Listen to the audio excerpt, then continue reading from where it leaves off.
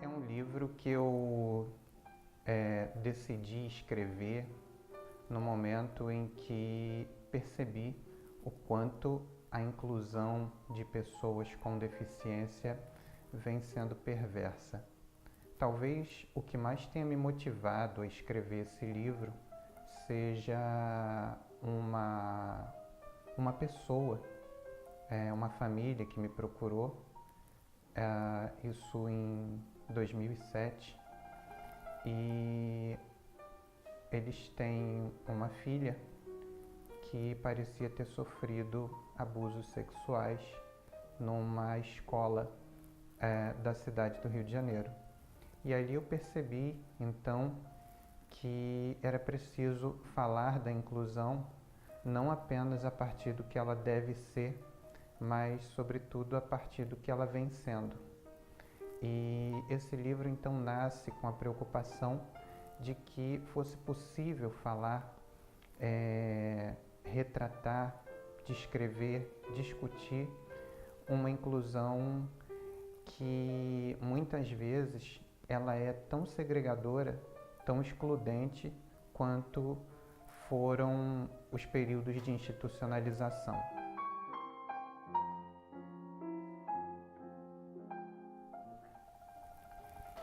É talvez o período mais longo da vida, da história das pessoas com deficiência.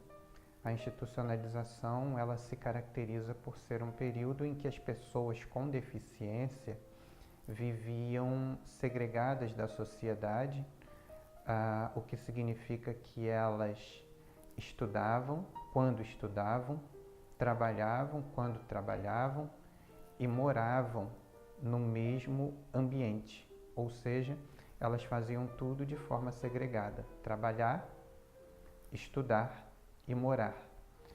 E o fundamento para a institucionalização é uma das coisas que eu discuto no livro. E a institucionalização talvez seja uma página que se confunde com a própria história da segregação das pessoas com deficiência, mas não são exatamente a mesma coisa, e essa é uma das coisas que eu procuro relatar no livro.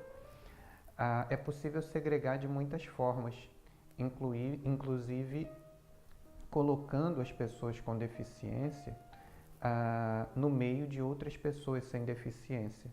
Basta que a gente coloque as pessoas com deficiência no meio de outras pessoas sem deficiência e não lhes dê as mesmas oportunidades.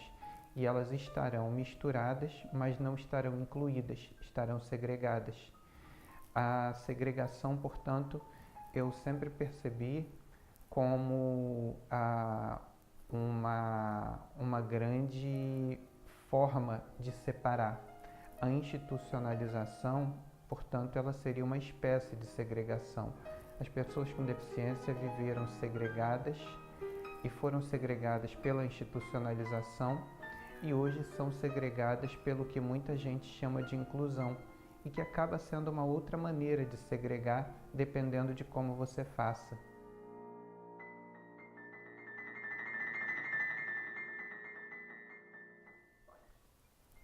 Não vou dizer que foi um erro o paradigma de serviço, muito conhecido também como paradigma de integração.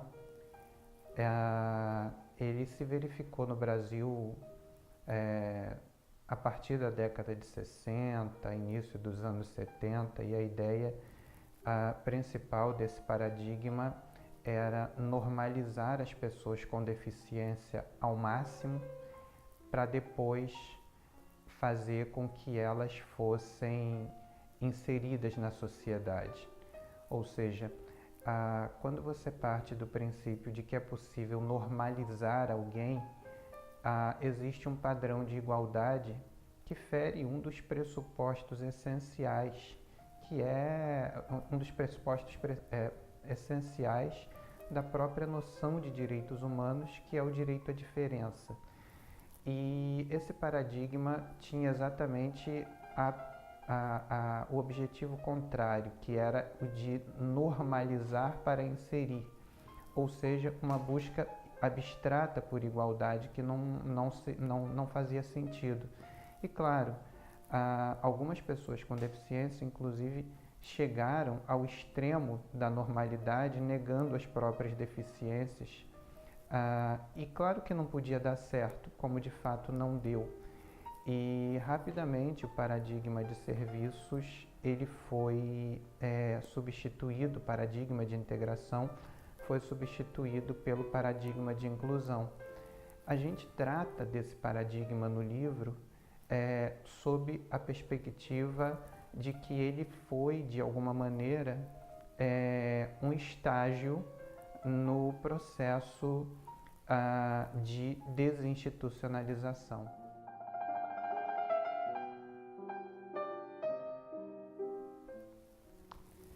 Eu sempre reconheci a inclusão como, e aí pensando na concepção pedagógica de inclusão, enquanto a colocação das pessoas com deficiência em espaços sociais acessíveis a todos, com os mesmos recursos ou com recursos especiais quando necessários, para que elas se desenvolvam e desenvolvam ao máximo as suas habilidades.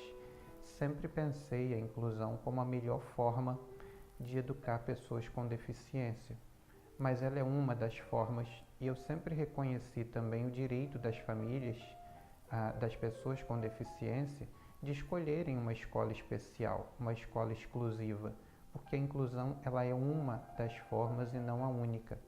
E essa é uma das coisas que eu procuro demonstrar, essa é uma das percepções que eu tenho e que eu procuro demonstrar no livro, ou seja, que a inclusão ela é uma das formas, não a única, e que a gente precisa entender que as melhores pessoas, as pessoas mais indicadas para falar sobre como querem aprender ou como conseguem aprender são as pessoas com deficiência, e não alguém que tem título acadêmico, não alguém que acha que sabe dizer o que é bom para a pessoa com deficiência.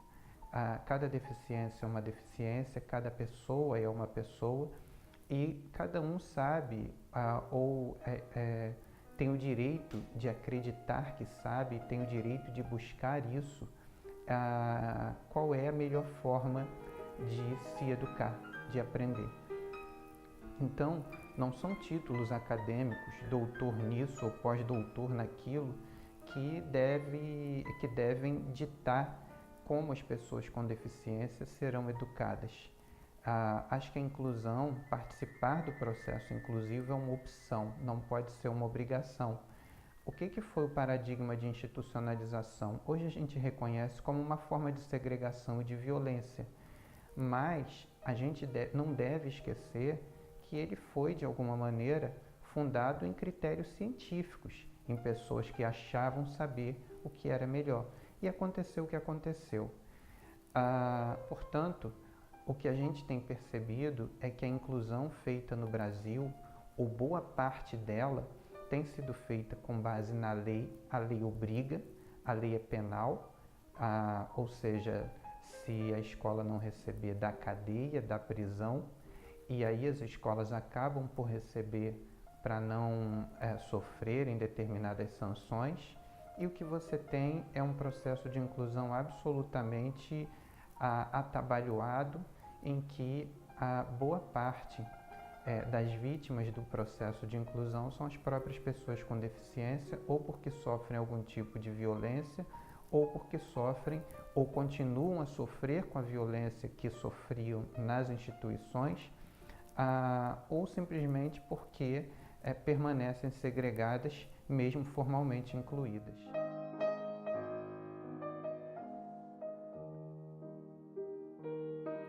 Eu fiz esse livro para quem gosta de educação.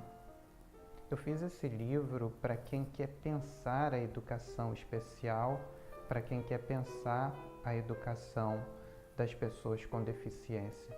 Eu fiz esse livro porque eu tenho pela educação talvez uma das minhas maiores paixões. Não só porque eu amo ensinar, mas principalmente porque eu amo aprender. E percebi ao longo de toda a minha trajetória acadêmica o quanto isso foi difícil. O quanto foi difícil participar, ser parte desse processo de inclusão formal e de exclusão material. Eu também estudei em escola regular e estudei na década de 90 e não tinha mapa adaptado para mim, não tinha tabela periódica adaptada para mim e não tinham outros tantos recursos que eu precisei de alguma maneira construir. Fiz esse livro, portanto, para de alguma maneira contribuir com esse debate que tem se mostrado muito raso, ou seja, você é contra ou a favor da escola especial. Isso é muito pouco diante do desafio que nós temos, principalmente quem gosta de educação, e foi exatamente isso que eu procurei descrever nesse livro. Espero que muito mais do que as pessoas gostem, eu espero que as pessoas leiam e que as pessoas de alguma maneira se sintam instigadas a debater esse tema. A gente precisa muito disso.